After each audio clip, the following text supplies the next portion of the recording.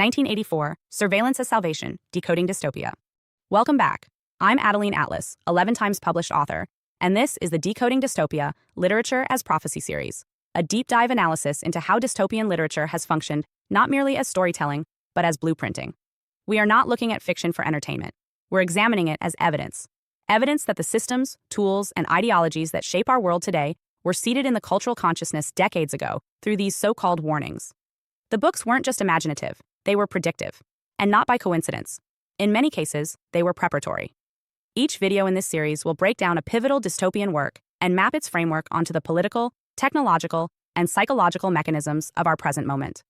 This is not a speculative exercise, it's strategic literacy.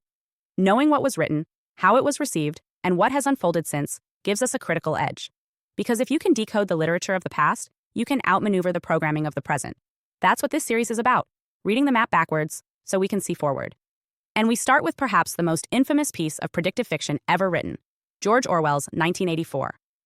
Orwell's 1984 is often invoked as shorthand for authoritarian overreach, but that framing misses its deeper utility.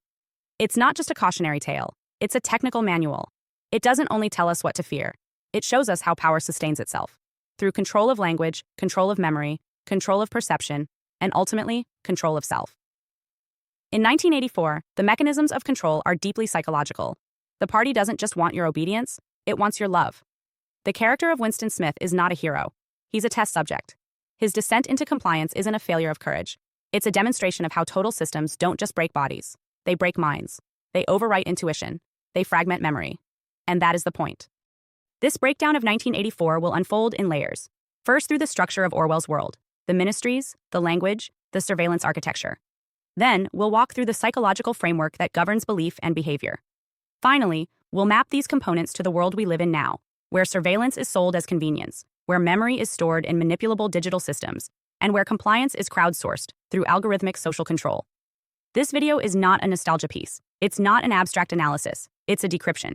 Because once you understand that fiction was function, and the blueprint has already been built, you stop asking, what if this happens? And start asking, how do I opt out of the system they've made me call normal? This is Decoding Dystopia. Let's begin.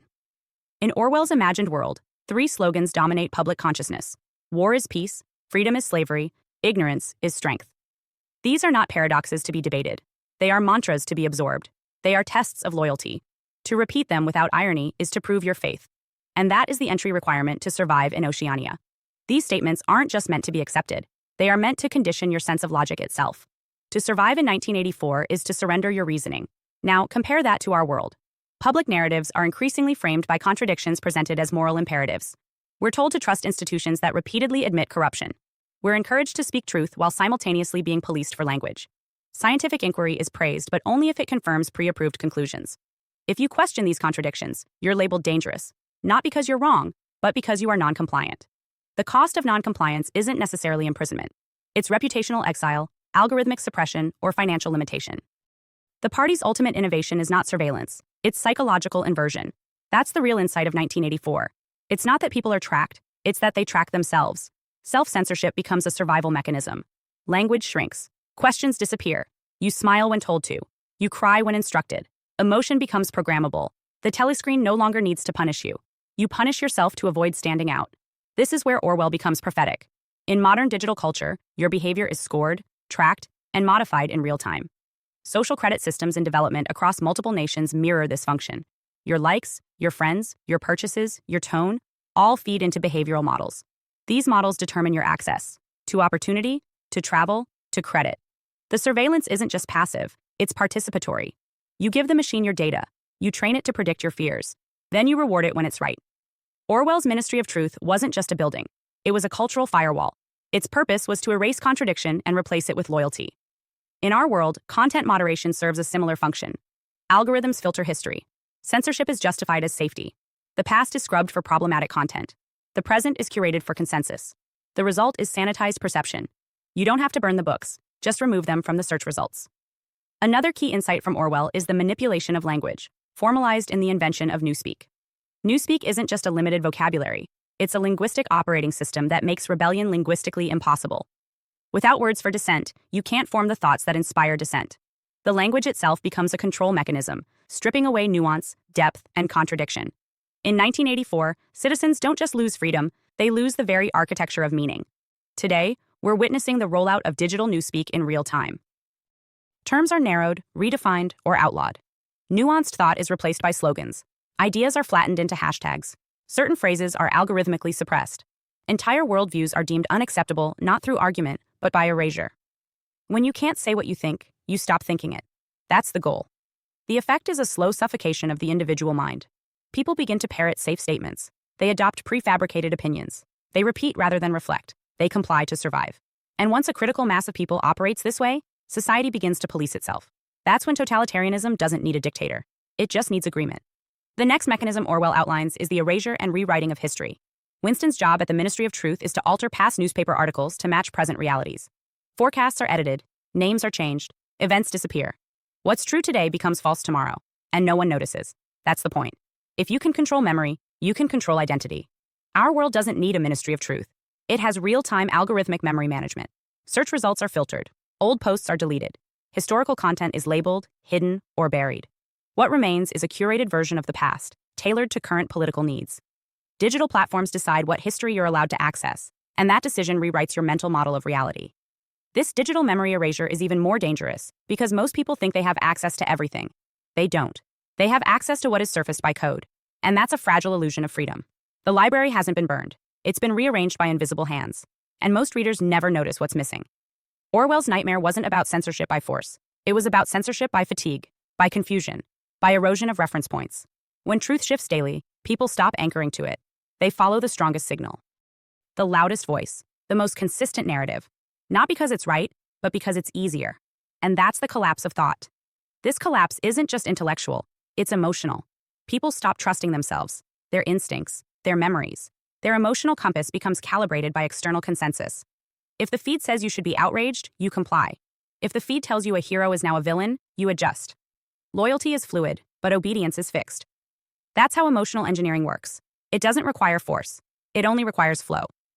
In 1984, the 2 minutes hate serves this purpose. It channels collective emotional energy against a common enemy, often Emmanuel Goldstein. But that enemy could shift at any moment, and the crowd would adapt without question. What mattered wasn't accuracy. It was participation. This mirrors the modern rage cycle we see online, where trending enemies are designated, attacked, and forgotten. Digital mobs serve the same psychological release. They offload anxiety, cement social bonds, and reinforce conformity. But the most terrifying element of Orwell's vision isn't the hate, it's the love. The end goal isn't resistance, it's submission. Winston's journey doesn't end in escape, it ends in betrayal. He doesn't just give up the fight, he comes to love Big Brother. This is the masterstroke of the system, to rewrite not just your speech or behavior, but your desire. In our modern systems, desire is data.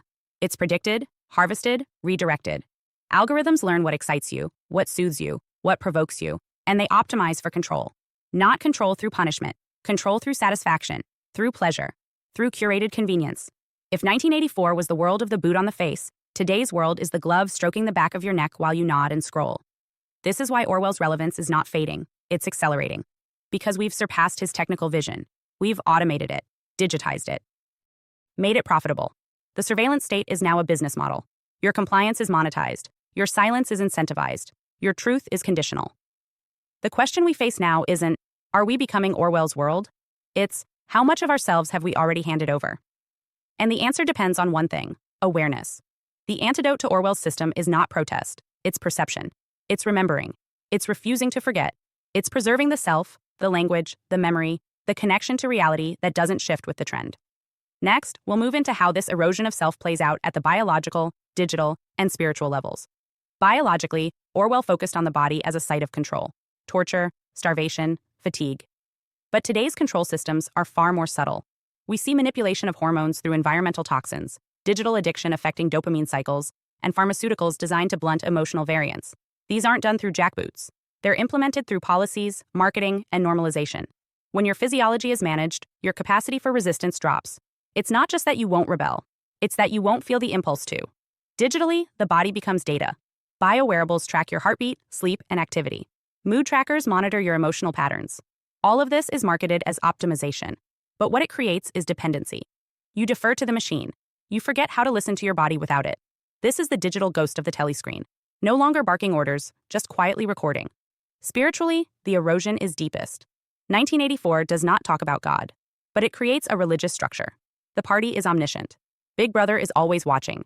There is ritual, there is confession, there is punishment and absolution. You are born into it. You are never free from it. This is not accidental. It is systemic replacement. Today, belief is regulated through cultural programming. You're told what to revere. You're given new saints, new sins. The system offers its own afterlife, virtual eternity, uploaded memory, digital legacy. And what's erased is soul sovereignty. You're no longer an infinite being. You're a profile, a feed, a biometric readout. This is the final phase. When you are tracked biologically, managed digitally, and rewritten spiritually, you are no longer a citizen. You are a subject of the system. And you'll defend that system, because to question it means facing the horror of your own submission. That's where Orwell leaves us. But that's not where we have to stay. To exit the machine is not to overthrow it. It is to render it irrelevant. You stop feeding it your time, your data, your energy. You become sovereign again, over your language, your memory, your biology, your spirit. Because the truth is, the system has no power without your participation. This has been 1984, Surveillance as Salvation. The next video in the Decoding Dystopia series is Animal Farm, Controlled Revolution and the Illusion of Uprising. Until then, protect your thoughts, guard your words, and remember, Big Brother doesn't win by watching you. He wins when you watch yourself. Hi, I'm Adeline Atlas, 11x published author, and what you just watched was only a taste of what's inside the Truth series, where we go all the way down the rabbit hole. If you're the kind of person who's always asking bigger questions, who knows there's more to this world than what we've been told, then this is your invitation to the series that was built for you. Inside the Truth series, you'll get full access to 6 mind-blowing sub-series designed to wake up your highest intelligence and decode the matrix we live in. 1. Locate the truth. Learn how to actually research, not just what to search, but how to verify, cross-reference, read declassified files, and protect your own mind from weaponized misinformation. This is truth-seeking, decoded. 2. The Mandela Effect. Are we shifting timelines? Why do so many people remember a different past? We break down the most bizarre, undeniable examples of reality glitches and what they tell us about consciousness and control. 3. Law is magic. Law is not what you think it is. From word spells to maritime law and hidden contracts, we uncover how legal systems use language like a wand and how to stop being tricked by fine print that binds you without consent. 4. Entertainment or ritual. The Hollywood and music industries are not just for entertainment. From Super Bowl rituals to Grammy stage symbolism, we decode what's really being shown, who it serves, and why mass consciousness is the target. 5. Decoding dystopia. Ever wondered why dystopian fiction feels prophetic? In this subseries, we decode popular films and books, Hunger Games, 1984, Black Mirror, to reveal the hidden blueprints and predictive programming behind the plot. 6. MK Ultra plus mind control programs. This one gets deep. From real MK Ultra documents to modern symbolism in media, we expose how mind control operates in plain sight and how to free yourself from manipulation you didn't even know was happening. And that's just the beginning. If this resonated with you, click the links below and join us inside the Full Truth series, because the more you know, the harder you are to control.